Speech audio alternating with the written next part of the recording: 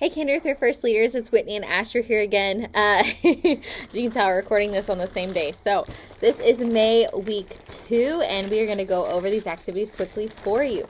So, yes, Cracker. I think she wants something to eat.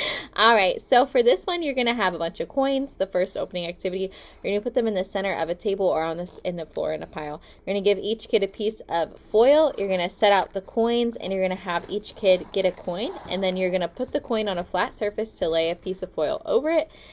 And then you're going to do that yourself with a cotton ball as well. And you're going to model how to hold the foil in place and gently rub the foil with the cotton ball so that it reveals the coin imprint in the foil. So you're going to have them do that as many times as they can. And then there's some questions that go around with it. Yeah. Our next opening activity uses these little activity pages. So for this one, but I have who has. Yes. So for this one, you're going to have the kids sit in a circle. You're going to give them each a card from what I showed you, that stack earlier.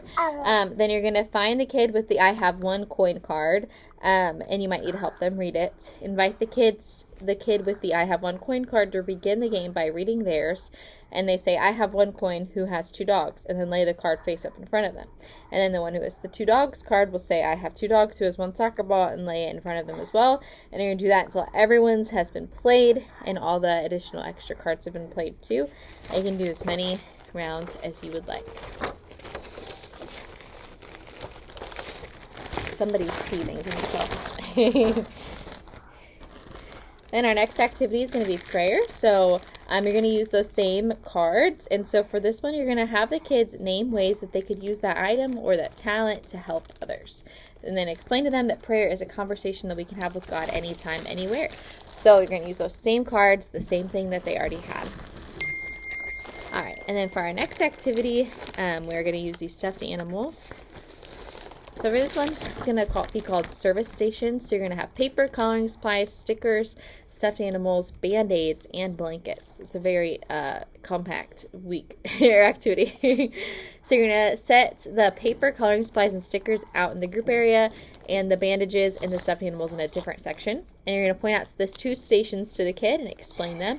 They're going to use the Band-Aids and stuffed animals to pretend to care for a family or friend or family member, and then they're going to use the paper, stickers, and coloring supplies to draw an encouraging card for somebody.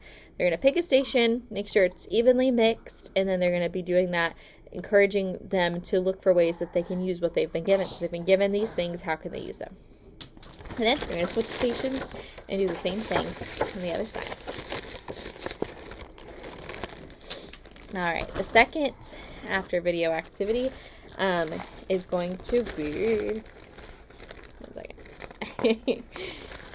is going to be called story statements. So for this one, you're going to invite a kid to retell the Bible story, the parable of the talents, which is what you heard in the Story Lab video. And then you're going to ask what else, to encourage other kids to add any additional details they can think of. Then you have the kids line up one behind the other along the floor tape. So you're going to preset a line of floor tape with the blue tape that's in your bins. And then you're going to explain to them that you're going to read statements that help retell the story. One at a time, you're going to read a statement. And after you read them, then the kids have to perform one of the following actions. If they think it's true, then they have to hop to the right. If they think it's not true, then they're going to hop to the left. And then you're going to do that until every statement has been used. Asher likes that activity. She's very excited about it, if you can't tell.